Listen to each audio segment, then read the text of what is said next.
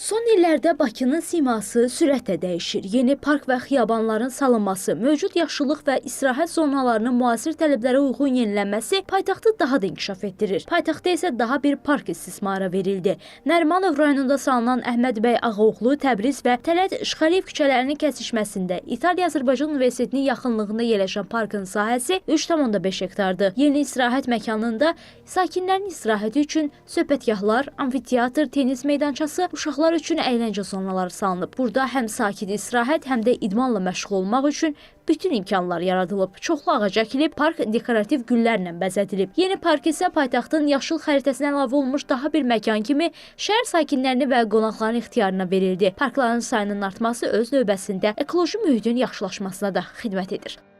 Parkların çoxalması havanın keyfiyyətinin yaxşılaşdırmasına şərait yaradır. Çünki ağaclar oksigenlə zəngin olduğu üçün təbii olaraq da bu da havaya müsbət təsir edir. Parklar şəhərin ekoloji vəziyyətini əhəmiyyətli dərəcədə yaxşılaşdırır. Sakinlərin gündəlik həyatına gəldikdə isə yeni parklar həm də istirahət üçün, idman üçün açıq məkan kimi seçilir. İnsanların burada təravətli hava ilə nəfəs alaraq həm sağlamlıqlarını möhkəmləndirir, həm də sosial ünsiyyətlərini artırır.